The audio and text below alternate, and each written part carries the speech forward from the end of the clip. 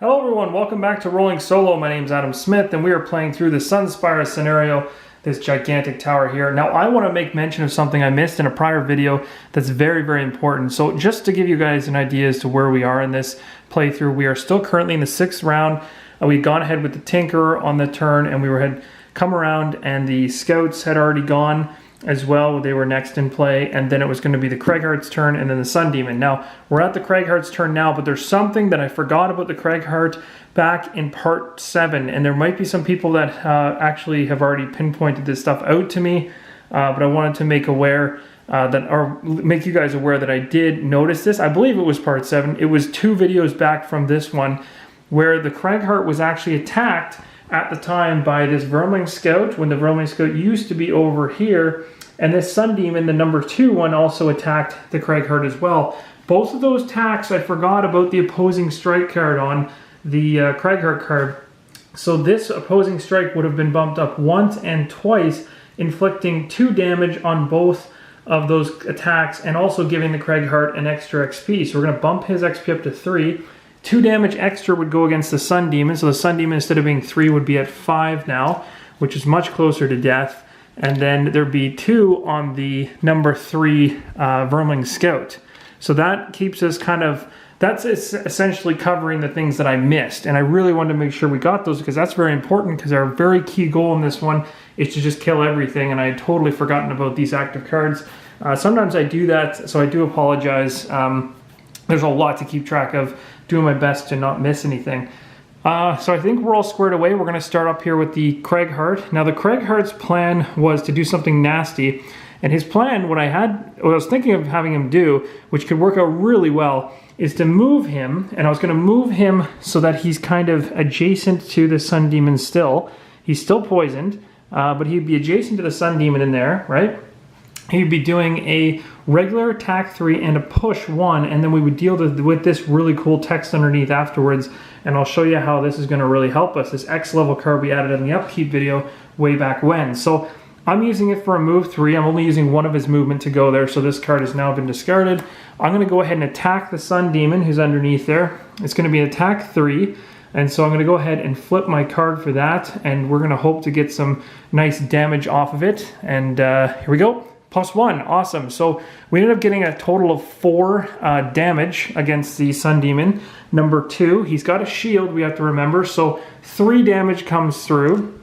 So we're going to go ahead and put the 3 damage on him now. So that's pretty awesome. And then the really cool thing about this card that I really liked when I saw it, and the reason I added it to my deck, is it has this ability at the bottom here that says you may push the target into a hex, it should be a hex, containing obstacles. In each case, destroy the obstacle, and the target suffers 2 damage, and you gain an XP. Well, guess what, guys?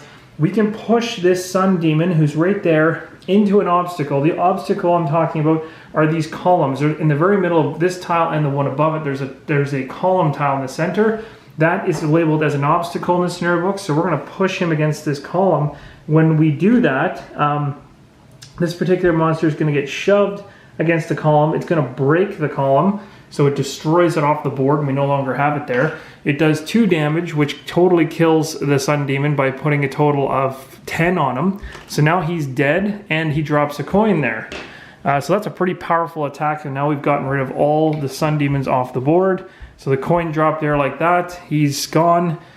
And we also gain an XP from that as well. And it's not even a lost card, so that's amazing. So the Craighart goes up to 4 now. Okay, so doing pretty good. And that's essentially the Craighart's turn. The cool thing now is we go to the Sun Demons, but we've totally wiped them off the board. So this is no longer a card we need to worry about. The Sun Demons are now out of the scenario. The only person or people left are the Vermlings running around. So what we're going to do now is, and you can see there's 2 of them in there.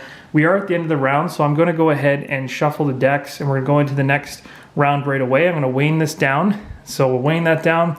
Short resting wise, we need the Craighart to long rest because we want to get this battle card that says take only long rest during the scenario. So he's going to do nothing this turn. He'll be at initiative 99.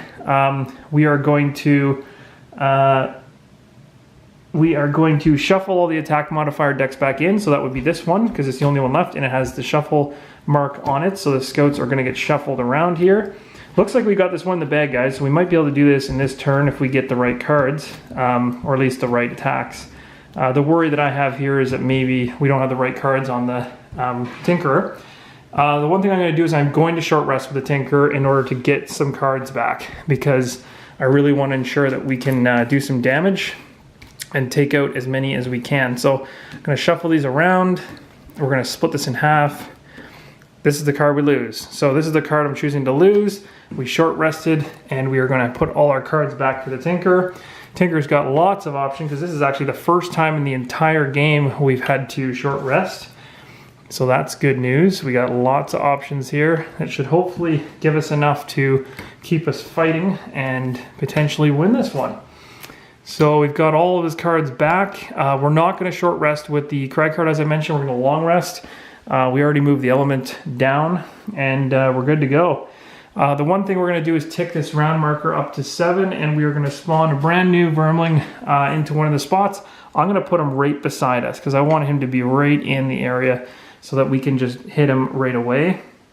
I want the Tinkerer to be able to nail both of them and get rid of them right away. So now what we're going to do is, this guy is sleeping, taking a long rest, so we leave him alone. We're going to go to the Tinkerer and see what we can do. We need to generate lots of attack.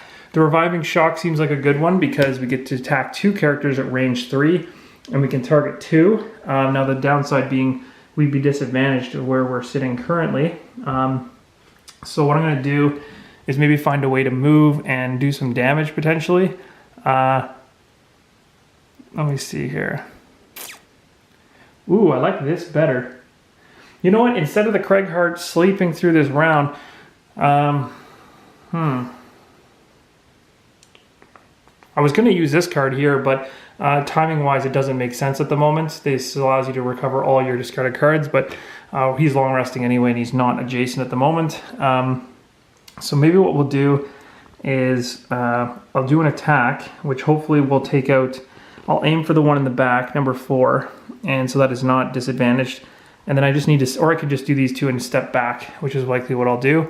So I could step back, and when I step back, can I generate any kind of healing? Not really. I could use a, I could do, yeah, I'm gonna want to step back on this attack. So maybe I'll end up using something I'm not going to use. I'll probably use the Volatile Concoction. So we'll go with 34 for the Tinker, and that's going to be my initiative. And then we're going to go with the Vermling Scouts. This is where it gets a little bit dangerous, because the Tinker could lose a lot of cards. He's low on health, but we'll see how this pans out. 92, okay, good. So they're going really late. They are attacking and poisoning, which is nasty. That's actually a really bad card. So they're going to hit me really hard, so we need to make sure we get away from them. They're attacking, but they're melee. So as long as we're not beside them by the in this turn, they won't attack us, so that's good news. So let's get back. Let's move our character back. So we're going to use this for a move 2. That's going to have the Tinker shuffle back 1 here. He's going to take shots at both of these guys using the Reviving Shock. So 1 attack, I can target 2. Both these guys are okay. There's no damage on them yet, so, or I shouldn't say that there's damage on this guy. He's got 2 damage, only needs 1 more to be killed, so we'll target him first. So we're going after number 3, and we did an attack 2, -1 is 1, and that is enough. This number 3 is now off the board. So that's good news. We get a coin dropped right there. So that was a successful time to get a -1. Perfect. And he's gone. And then we're going to do an attack of 2 on this target here and see what happens as well. Ooh, we got the nothing. So that's too bad. So nothing there on that one, and that's not the best. So that essentially is the end of the attacking in terms of the Tinker. That card gets discarded. Now the Scouts are going to go. Now the Scouts are going to attack me. They're obviously going to attack the Craighart in both cases because they're beside him. So this Scout here has attack 2 and poison. So we're going to go ahead with number 4. He's in the far, far back. He's going to make an attack. He attacks with a 2. And then it's going to add 2, so it's 4, which is really, really nasty. Oh, wow, he could be in some big trouble here if we don't get the right cards. So 4, and then we're going to pull a card here and hope for the best. -1. Okay, so We ended up getting a -1. That's not bad. So that means it's 3. So we'll take that 3 damage down to 5. Oof, that's rough. But we get to retaliate, remember. So we're going to go ahead and retaliate against them, gaining us 1 XP and throwing 2 damage on top of that back number 4 Vermling Scout. So that's this one here. So now he's damaged with 2. That's the bonus of having that retaliate on him. Ooh, and I forgot he's poisoned. So it's actually going to be an extra damage. So he's down to 4. This is where things get tight because I don't have any cards in my hand at the moment. So I'm going to have to, my other option is to lose 2 cards from my discard if I can't lose them from my hand, which is likely going to happen here. So now the other scout's going to go attack. The other scout is number 5, which is right here. He's going to attack me. Same type of thing. 2 attack plus 2 is 4, and I'm poisoned. Poisons don't stack, by the way, so I don't get multiple poisons. But right now I got 5 attack coming at me, and then we're going to modify that by whatever I get here. So another one, another set of 4. So this is where I can't take 4 because I'll exhaust. So I have to remove or discard 2 cards. Now I've never had to do this before. So I'm going to check really quick about character damage to make sure I don't mess this up. There's a section on what happens. It says that you can choose 1 card to lose from your hand or 2 cards to lose from his or her discard pile to negate the damage. Any additional effects of the attacker still applied. Note that before a character acts in a round, you can blah, blah, blah, blah. It says, or 2 cards to lose from his discard pile. So I don't know if it's at random or you choose. Oh no, it says choose 1 card to lose or choose 1 card to lose from his or her hand or 2 cards to lose from his or her discard pile. So I can actually choose cards from here to lose as well. So I'm going to go ahead and pick, we'll pick this one here to lose, and we'll pick, it's another one that I'm not too keen on using. So this is kind of hurting us a little bit, but we got to stay alive. Let's do, I like the crater one. That's a good area attack.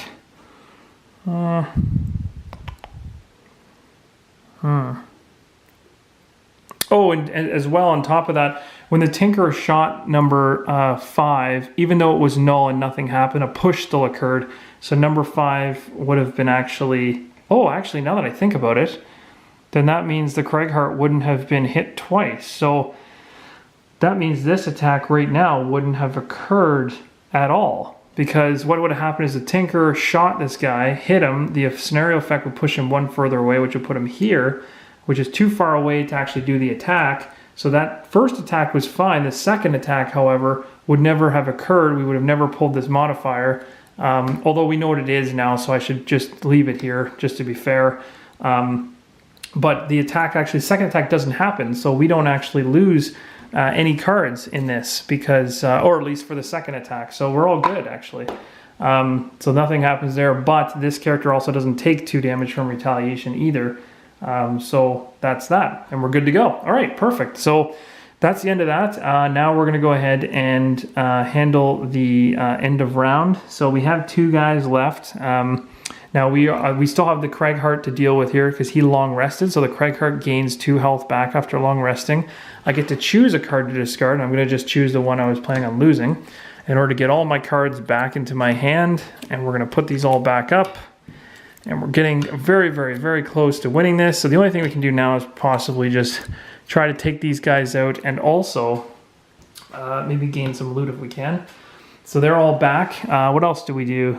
Refresh spent items. So Eagle Eye Goggles are going to come back, which is great. That'll allow us to do some awesome attacking, and then we're good to go. So that's essentially this round as well. So nothing elemental to negate. We have lots of shuffling to do. So what I'm going to actually do is I'm probably going to do all the shuffling. I'll probably be I'm shuffling this deck, and I think that's pretty much it. We might have one more video left in us, but what I will do before we leave is I will put out the new Vermling Scout that popped out as a result. So we have another one that shows up here. We're going to tick the round marker up to 8 so that we're ready to go into the next round.